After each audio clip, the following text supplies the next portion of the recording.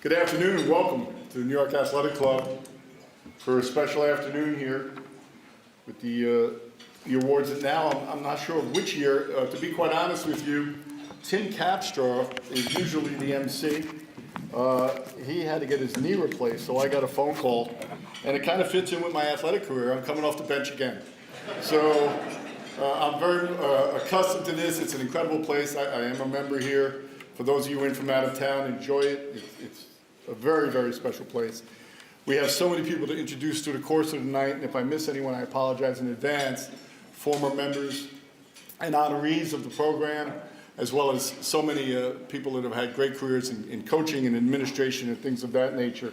And around the market's red land, the flowers bursting in air, gave proof through the night that our flag was still there.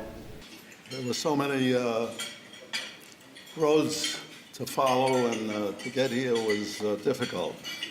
But after saying nothing, I really want to talk about a person who is obviously involved with this foundation, a gentleman that I played for, Joe Lapchick. He's really the honoree today. The Joe Lapchick Leadership Award is an award we created as a foundation to say thank you. Say thank you to those who helped us establish the foundation, grow it, maintain it, and bring us to the point where we can honor the 4 people today for character that we're doing.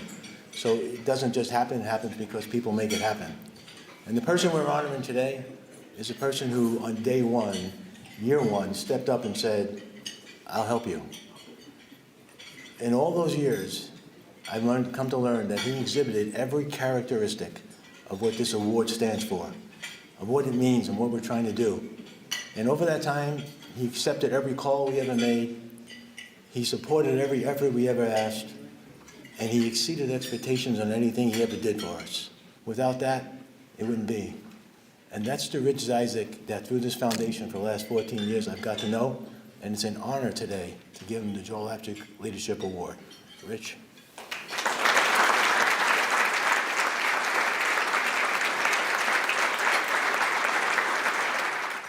As my young son had expressed an interest in playing basketball. As luck would have it, my hometown parish of St. Rose in Massapequa was offering to send dads interested in learning how to coach to a clinic run by a very successful and interesting man. That's when I met Coach Gus Alfieri, coach and author. I'm honored to accept this award on behalf of this foundation. Thank you.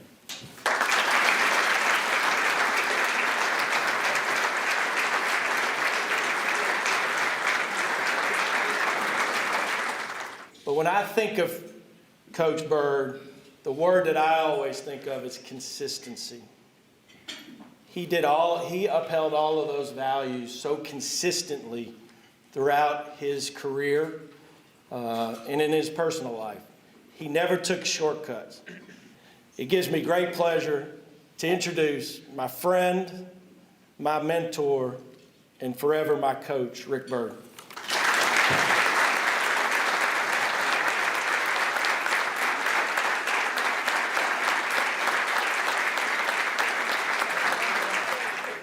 I think I can, since I'm first, I can speak for all the recipients and simply say that this is way more about honoring Coach Joe Lapchick than it is to each of us.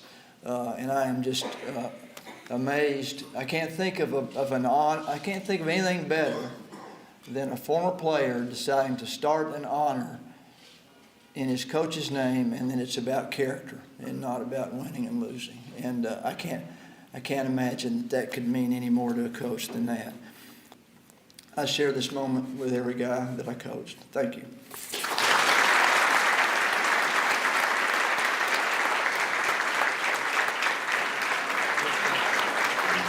For the past several decades. She's in the Basketball Hall of Fame. She's considered to be the most powerful and most influential woman in the world of sport. And on a personal level, we've been friends for 25 years, and it's something that I treasure. It's the first time I have actually presented one of these awards, and it's because of who Val Ackerman is. Ladies and gentlemen, Val Ackerman.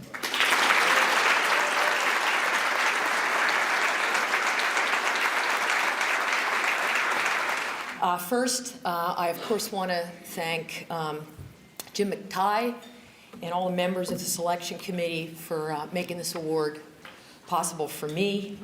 I of course want to congratulate my fellow honorees, Rick, Speedy, and Leonard, for this recognition, so well deserved, of your work and the outstanding character that all of you have demonstrated throughout your careers.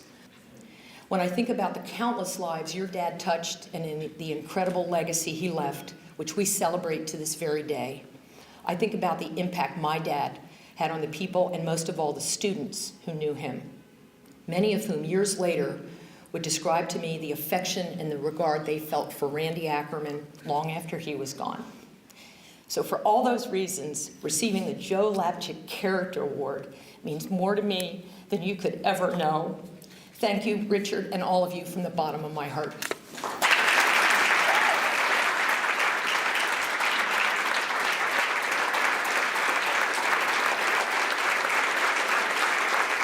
His integrity jump-started each program's growth by creating genuine and long-lasting relationships that drew more and more people to join his efforts.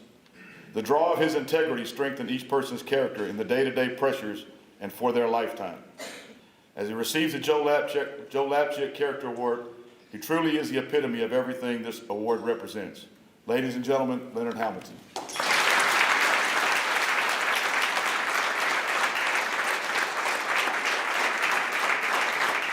Before I make any remarks, I want to tell you I was embarrassed at the beginning of the program because I saw Coach Barrett, and I asked him, you know, somebody told me he just retired and how long he had been at Belmont. And I remember playing against Belmont's team when I was in college in the semifinals of the VSAC NIA championship. And I foolishly asked him, was he coaching at that time? Because they had told me he'd been there so long. And I asked him, he told me he arrived at Belmont in 1986. Well, the game I played in was in '69.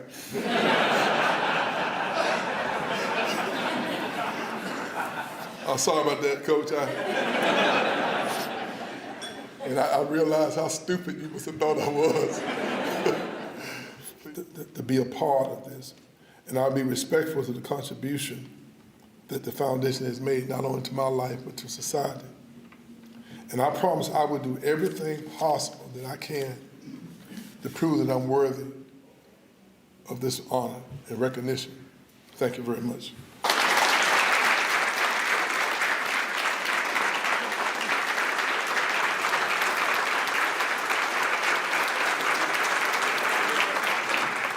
I'm extremely honored to be able to stand here today, share a little bit about my terrific dad with all of you.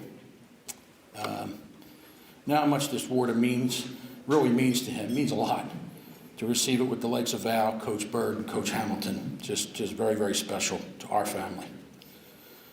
My dad's love for the game of basketball goes back to his grammar school days as a 7th grader, where he was given the nickname Speedy. Not because he was fast. We won't get into that story until happy hour. Fast forward to his senior year at Roman Catholic High School, where he made the varsity team. But because of an illness, he was told that he would be sidelined for the season. From what I'm told, he wasn't going to play much anyway, so coaching was the next best thing for him. Penn Charter's tip-off tournament is now called the Speedy Morris Invitational. Both head coaches' chairs at their arena are labeled the Speedy Morris head coaching chairs in perpetuity. The Philadelphia Catholic League Coach of the Year award is now the Speedy Morris Coach of the Year. I'd also like to say that I, along with my siblings, are so proud to be able to call him our dad. I present you Speedy Morris.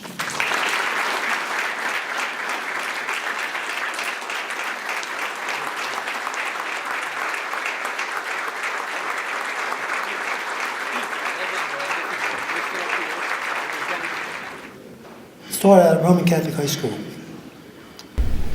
my first coaching job. And I coached there for 14 years, and got fired. People ask me to this day, why did you get fired from Roman? It was the worst firing in the history of Philadelphia sports back in 1981. And the only thing I can say was, just bad guy, fired me. And he wasn't a good guy. He was a Catholic priest. And I was there for 6 years when they fired a football coach, a basketball coach, a track coach, and me. Fired me in the summer of '81. And he had no reason to do it. And he got fired too. That's the only good thing that happened. The only good thing that happened. He didn't come back to that school. Because I had the alumni, the faculty, and parents, all in my corner. And I appealed and had a President's Review Board that never ruled in favor of the coach before. I'm blessed. Blessed we receive this award tonight. Blessed Coach all my years. Now, all guys can help me. I don't think I'm stand, please. All guys can just put